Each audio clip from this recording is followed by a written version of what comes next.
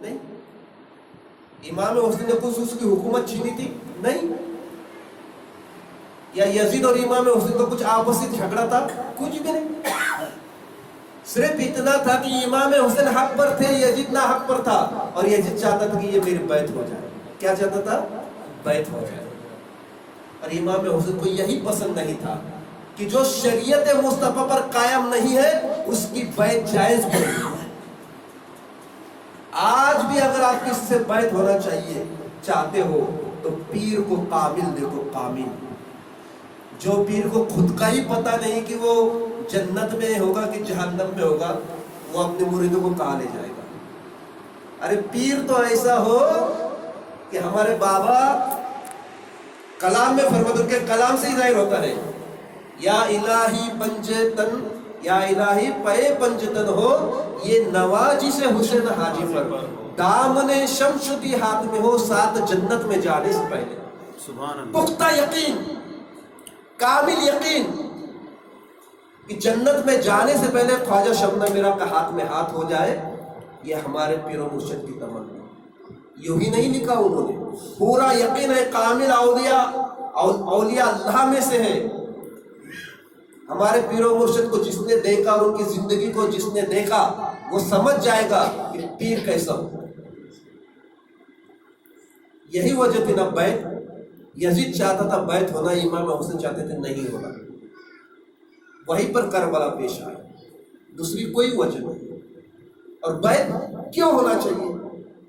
بیعت آخر ہے کیا؟ جب بات نکلی ہے تو بتا دوں گا.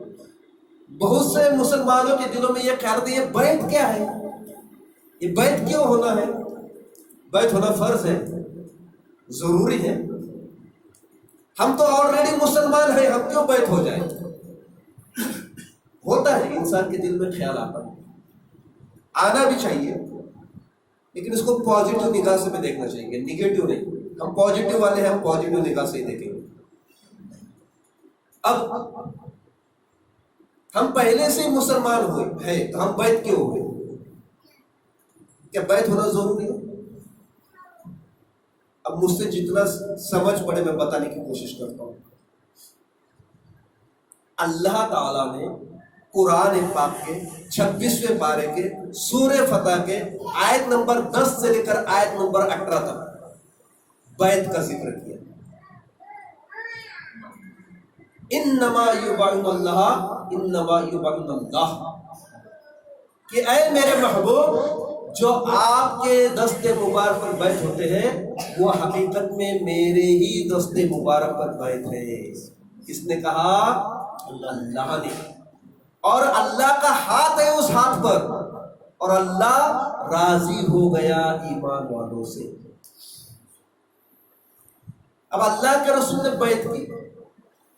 بیعت صرف امام حسین کے تک نہیں ہے، یہ حضور سے چلتے آ رہا. مقام حدیبیہ پر جب عثمان غنی چلے گئے خانہ کعبہ کے پاس، افواہ یہ ہوئی کہ عثمان غنی شہید کر لیے گئے، تو رسول اللہ نے اس پیڑ کے نیچے بیٹھ کر کے تمام صحابہ اکرام کو اکٹھا کیا اور کہا کہ آ جاؤ میری بیعت ہو جاؤ، آ جاؤ میرے بیعت ہو جاؤ، میرے ہاتھ میں ہاتھ دے دو. بیعت ہونا اس کا لغوی معنی ہے بک جانا.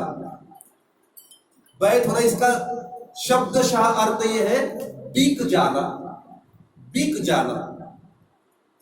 اگر بیعت ہونا کوئی معنی نہیں رکھتا تو حضور صلی اللہ علیہ وسلم نے صحابہ اکرام کو کیوں بیعت کیا؟ حالانکہ صحابہ اکرام تو ایسے لوگ ہیں کہ حضور کے نام پر اپنی جان و مال قربان کرنے کے لیے تیار ہیں. ان کے متعلق اللہ قرآن میں فرماتا ہے تمام صحابہ سے میں راضی ہوں اور صحابہ مجھ سے راضی ہوں. اگر بیعت ہونا کوئی معنی نہیں رکھتا تو حضور صلی اللہ علیہ وسلم نے بیعت رضوہ کیوں کیا؟ ٹھیک ہے، اگر بیعت ہونا کوئی معنی نہیں رکھتا تو تمام ولیوں کے ولی غوث الاعظم یہ تو پیدائشی ولی ہیں، پیروں کے پیر ہیں، ولیوں کے ولی ہیں، پھر یہ لوگ کیوں بیعت ہو گئے شیخ ابو سعید مخزومی سے؟ سوچنے والی بات ہے، کیوں بیعت ہوئے؟ ہندن والے سرکار خواجہ غریب نواز، ان کو تو وہاں سے اللہ نے بھیجا نا، اللہ کے رسول نے بھیجا نا، جاؤ ہند کی طرف میرے دین کی تبلیغ کرو. غریب النواز خواجہ عثمان ہارونی سے کیوں بیعت ہوئے؟ اعلیٰ حضرت مجدد دین و ملت ہے. ایسا مجدد اللہ تعالیٰ 100 سال کے بعد پیدا کرتا ہے. اعلیٰ حضرت تو مجدد ہے، پھر وہ بیعت کیوں ہو گئے آل رسول سے؟ سوچنے والی بات ہے. تو پتہ یہ چلا ایمان والو کہ بیعت وہ چیز ہے کہ کسی کے ہاتھ میں ہاتھ دے دیا تو انشاءاللہ تعالی اگر تمہارا وہ پیر کامل ہوگا تو روحانی معاملات میں تم عروج پر پہنچ جاؤ گے. اس لیے بیعت، غریب نواز بیعت ہوئے، غوث الاعظم بیعت ہوئے، اعلیٰ حضرت بیعت ہوئے. پھر ہمیں کیا جاتا ہے بیعت ہونے کی؟ اتنے بڑی بڑی ہستیاں یہ بیعت ہے، اور ہم کس کھیت کے مولی ہو، ہم بیعت نہیں ہوں گے؟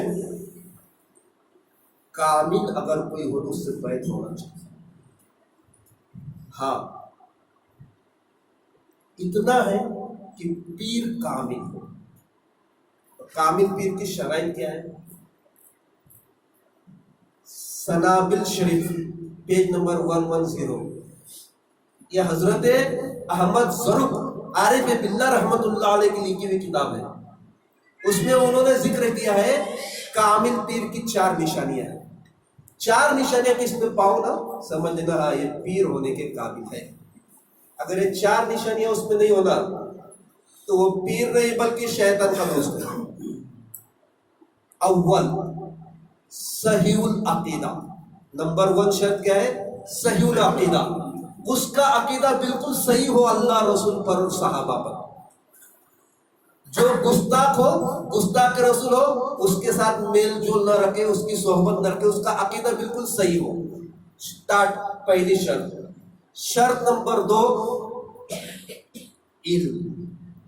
کم سے کم اتنا علم ہو کہ وضو، نماز، غسل اور جو ضروریات مسائل ہیں وہ کتاب میں سے آسانی سے دیکھ کر معلوم کر سکے. یہ دوسری شرط. تیسری شرط فاسق اور فاجر نہ ہو، یعنی اس کی داڑھی میں نا ایک مشت ہونا چاہیے. اور جھوٹ، غیبت، دھوکے بازی، بٹے بازی، شرک، بت پرستی، یہ تمام چیزوں سے بچتا رہے. یہ چیزوں سے آدمی فاسق و فاجر رہتا ہے. اور نمبر 4 سجرہ، اس کا جو ہے سلسلہ جا کر حضور تک ملنا چاہیے. یہ 4 شرائط اگر کسی پیر میں پائے جائے تو یقیناً وہ پیر ہے.